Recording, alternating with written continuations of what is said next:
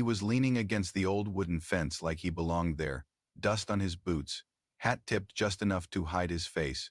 But something about the way he stood made my stomach twist, like I knew him before I even saw his eyes. I was halfway down the gravel path, carrying a bucket of feed, when I stopped in my tracks. I stared for a second too long, and he didn't move, just kept looking out at the horizon like he was waiting for something to happen. I said, "Can I help you?" He turned slowly, lifted his head, and that's when I saw them. Those eyes, they were older now, lined with time and something heavier than age. But they were the same eyes I used to dream about when I was 20 and thought love could survive anything. My voice caught in my throat. I hadn't seen him in 16 years, not since the night he disappeared without a word. Not since the morning I found his note and cried until my body went numb. He was supposed to be a drifter, a cowboy passing through, someone who couldn't stay still long enough to put roots down. That's what I told myself when he left. That's what I made myself believe so I could move on. But there he was, standing 10 feet away from me like a ghost with dirt on his boots. He said my name, soft, like he was afraid it might break me. I didn't respond. I couldn't. My mind was racing. My hands were shaking. I was angry. But underneath that, I was scared. Because the truth is, I never stopped thinking about him, never stopped wondering why he left, or if I was the reason. I finally said, "What are you doing here?" He looked down, kicked at the dirt like he was 12 years old again and got caught stealing peaches. Then he looked back up and said, "I was just passing through." I laughed. It came out bitter and cracked. Passing through. After all this time?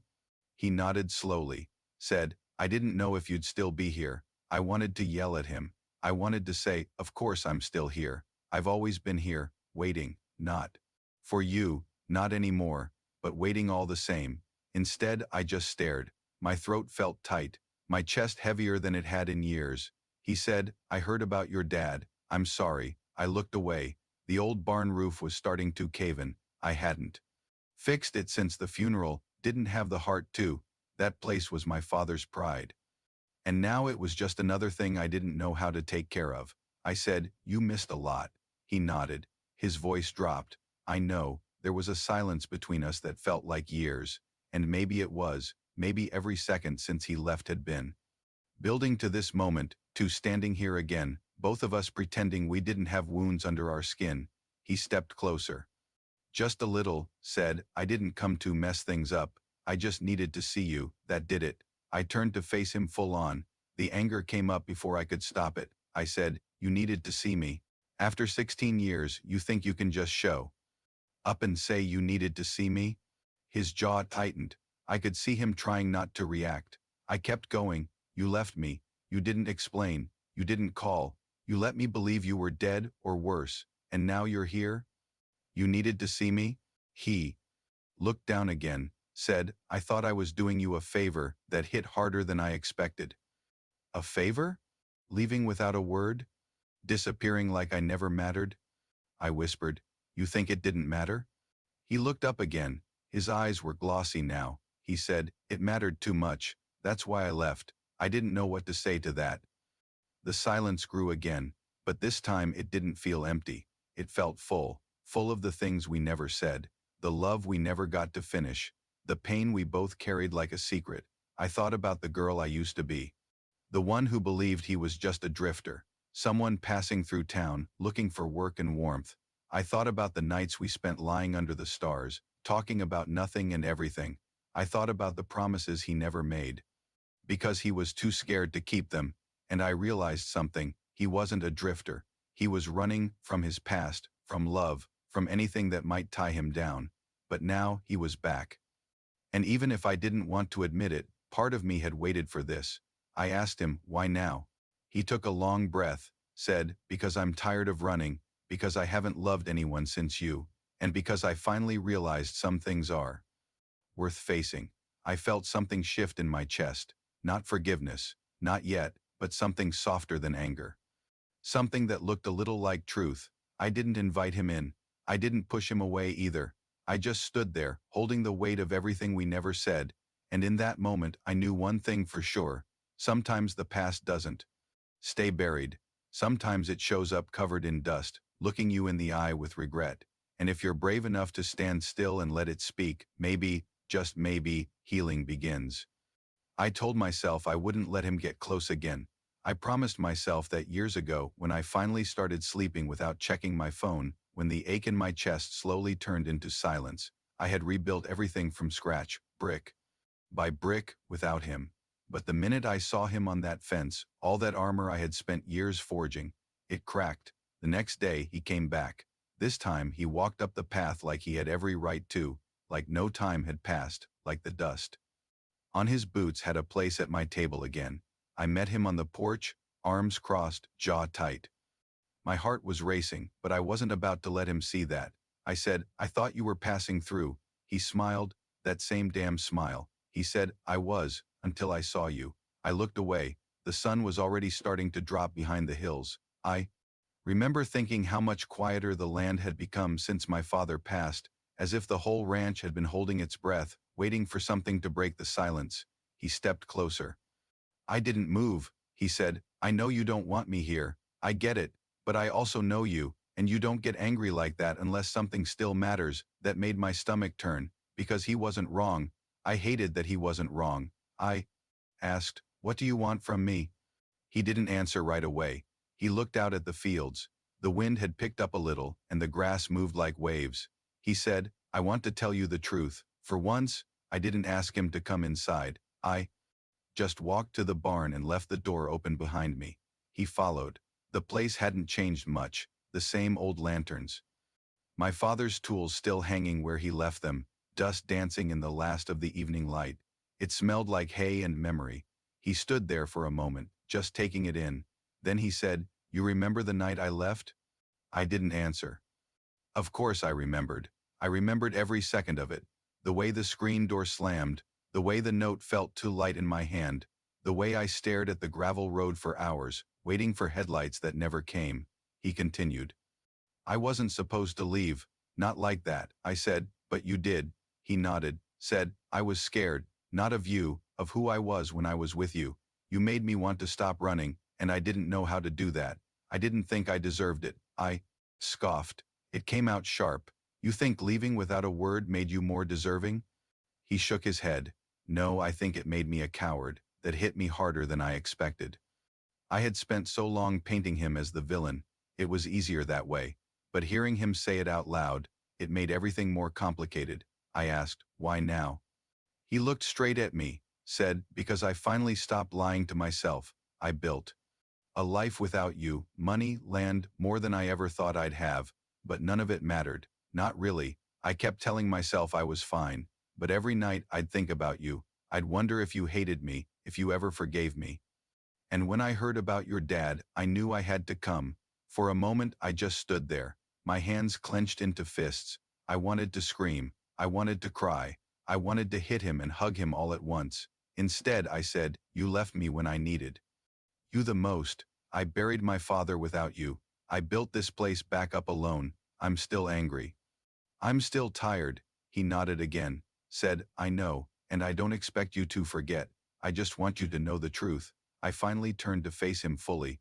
My voice cracked when I said it. "Then tell me, all of it." He took a breath like he'd been holding it for years.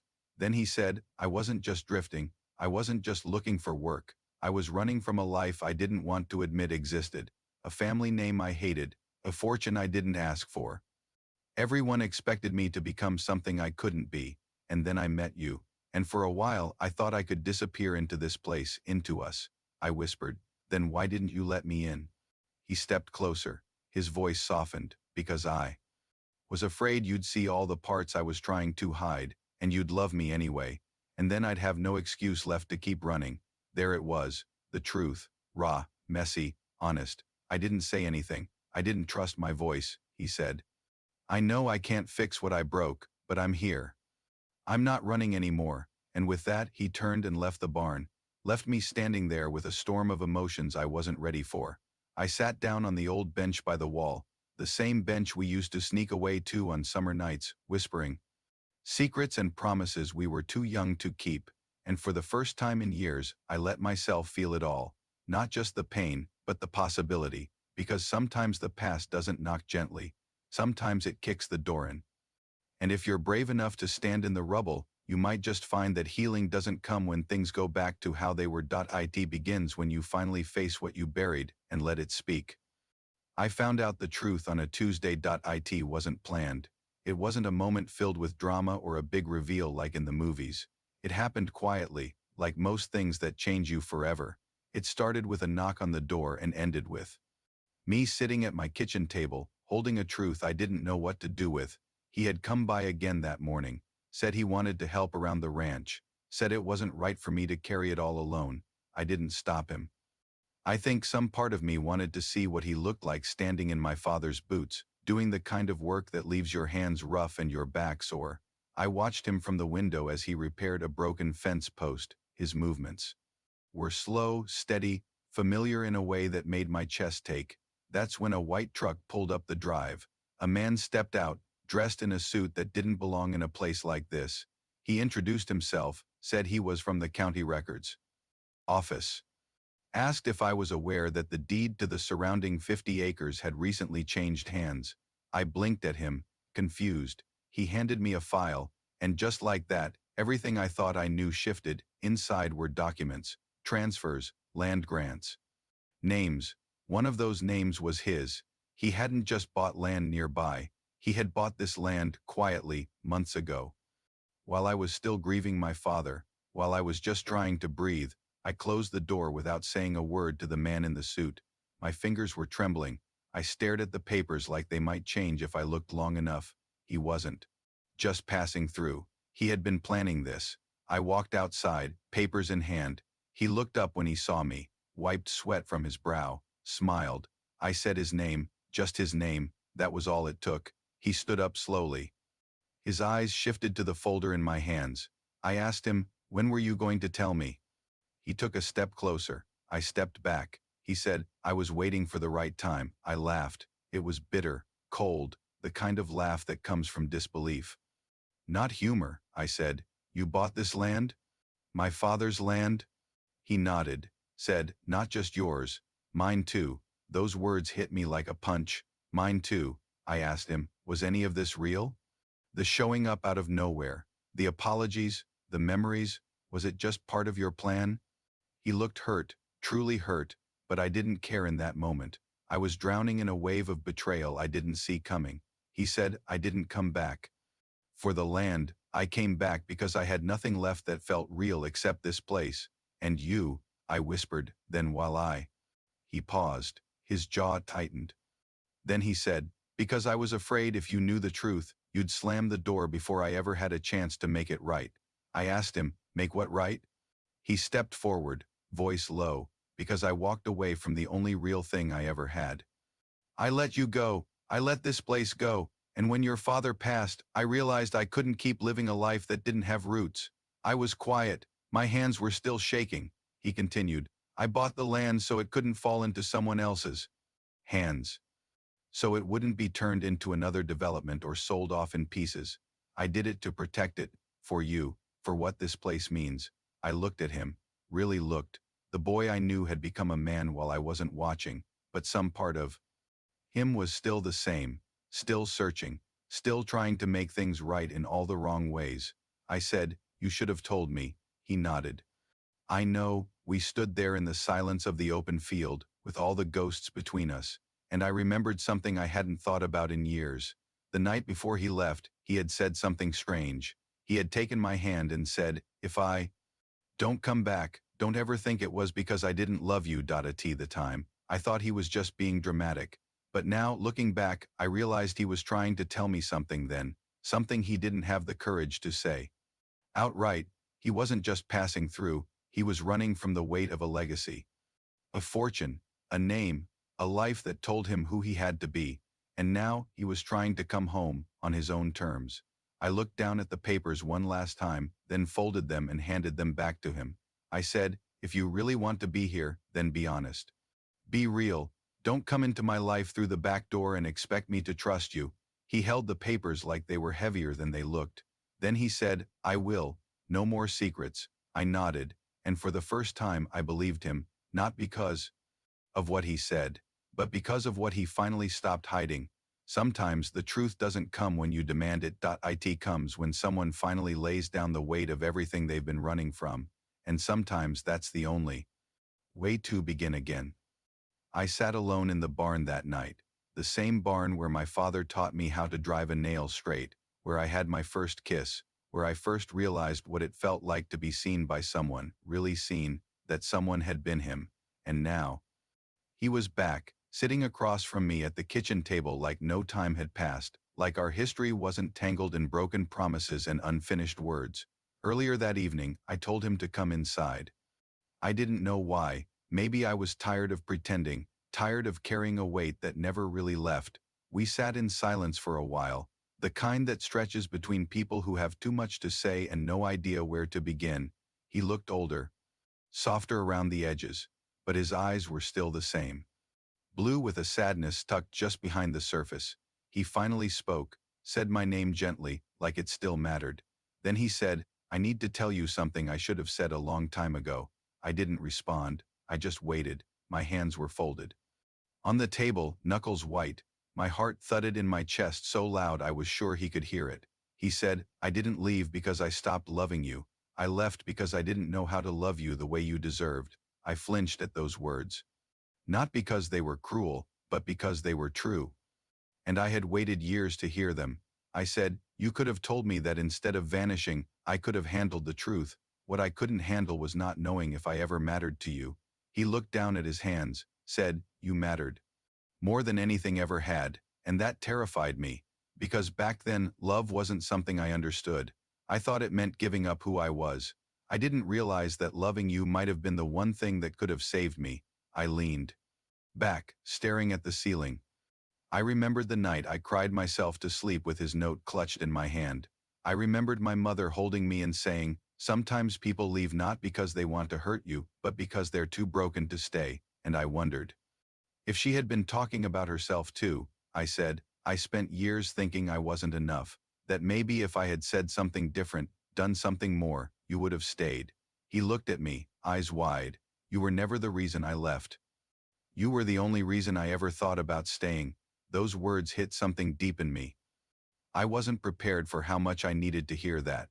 I always told myself I had moved on, that I had learned to live without the answers. But the truth is, the questions never stopped echoing inside me. I asked him, "So why come back now? Why? Dig all this up?" He paused, like he was choosing every word carefully, because I couldn't carry it anymore. The guilt, the regret, the life I built never felt real, not without you. And I kept thinking, if I could just tell you the truth, maybe we'd both be able to breathe again. I nodded slowly. My throat was tight. My chest ached. He reached across the table, not to touch me, but just to place his hand in the middle, palm up. I stared at it for a long time. He said, "I lied to you because I was afraid, but I also lied because I loved you. And I didn't want to pull you into the chaos I came from. I didn't want you to see all the parts of me I hated. So I ran," I whispered, "and all that time I thought I wasn't enough." He shook his head.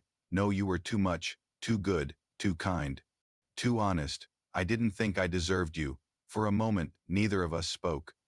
The only sound was the wind outside, pushing softly against the windows. I thought about all the years we lost, the versions of ourselves we had to become just to survive without each other. Then I said, "I'm not that girl anymore." He smiled. "Just barely. I know, you're stronger now, and I'm not here to take anything from you. I just wanted to tell you what I should have said before. Even if you never forgive me, at least you'll know." I looked at him. Really looked, and I saw something I hadn't seen before. Not a man trying to win me back, not someone chasing redemption, just a man holding the truth out in the open, with no promise of anything in return that mattered, because healing doesn't always look like reconciliation. Sometimes it looks like honesty, like two people finally saying what they've been too afraid to admit. I stood up, walked past him without a word. He didn't follow, he just sat there, quiet, waiting. I walked out to the porch and looked out over the fields. The stars were starting to come out, one by one, and I let the tears come, not from pain, but from release. I had carried this weight for so long, but now I wasn't carrying it alone, and maybe that was enough. Sometimes the hardest truth is the one we already know deep down but haven't let ourselves say out loud. And sometimes healing begins when the person who hurt you most finally admits why they did, not for a second chance, but so you can both stop pretending the past didn't matter. Because it did, and it always will. He didn't leave that night. He asked if I wanted him to, and I didn't answer. I just sat on the porch with my arms crossed, watching the wind move through the wheat like it had its own memory of everything. He stayed in the old bunkhouse. The one my father used to keep for ranch hands who'd come and go with the seasons. I left the door unlocked. That was my answer, I guess. The next morning I found him out by the barn, fixing a hinge on the gate that had been broken for years. He didn't ask if it was okay. He just did it, quietly, carefully, like someone trying to mend more than just metal. I brought him coffee, black, the way he used to take it. When he saw me, he smiled, but not like before. This smile was softer, sadder, the kind that says thank you without needing the words. We didn't talk much that day. Just worked side by side, fixing fences, replacing rotted boards, hauling hay. It felt familiar and strange all at once, like slipping into a song you hadn't heard in years and still somehow knowing every word. And as we worked, I kept thinking about that last night before he left all those years ago. I had asked him if he was planning to stay. He looked me in the eye and said he didn't know how. Back then, I didn't understand what that meant. Now I do. Staying takes more courage than leaving ever did. That night, we sat under the stars, just like we used to. No promises, no plans, just silence and a sky full of things we'd never be able to explain. He told me he was selling the house he had in the city, that he didn't want to live in glass and concrete anymore, that this place, my father's land, was the only place that ever felt like home. I didn't say much. I just listened. For the first time in years, I didn't feel like I had to fill every quiet moment. I let them exist. And in that quiet, something inside me started to loosen. The next morning, he left his saddle on the porch, said it belonged here now, said he was done running from who he was, from what he wanted. I watched him walk away without it, hands in his pockets, head high, not because he was leaving again, but because he was finally walking forward. I didn't chase him. I didn't have to, because I knew he'd be back, and he was, 2 days later, with tools in the back of his truck and a look in his eyes that told me he wasn't just passing through anymore. We started rebuilding together. Not just fences and barns, but trust. It didn't happen all at once. Some mornings I still woke up angry. Some nights I still cried when I thought no one could hear me. But healing isn't a straight line. It's messy and slow and sometimes feels like it's not happening at all. But it is. Little by little, I stopped flinching when I saw his truck in the driveway. I stopped holding my breath every time he left the house, wondering if he'd come back. I started laughing again. Real laughter, the kind that surprises you. The kind you feel in your chest. And one night, months after he returned, I found an old photo of us buried in a drawer.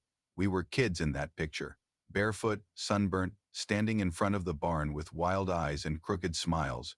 I brought it outside, handed it to him. He stared at it for a long time. He said, "I miss them, the people we were." I said, "Me too, but I think I like who we're becoming more." He nodded. Then he said something I never expected to hear. He said, "I want to build a life here with you, if you'll have me." I didn't answer right away. I looked out at the fields, at the barn, at everything we had put back together, piece by piece. Then I looked at him, and I said, "Only if we build it slow. No more running, no more hiding." He said, "I'm done hiding," and I believed him. Now, every morning, we drink our coffee on the porch.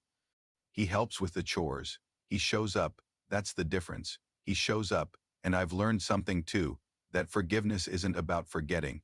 It's about choosing to believe that people can change, that pain doesn't have to last forever, that sometimes the ones who leave are the ones who come back and love you better than before. He left the saddle behind. And with it, he left the man who used to run from everything that felt too real. And together, we're building something new, not perfect, but honest. And maybe that's what healing really is, letting go of the story you told yourself about how it should have been, and writing something better with what's left. Because sometimes when the past comes back, it doesn't come to break you.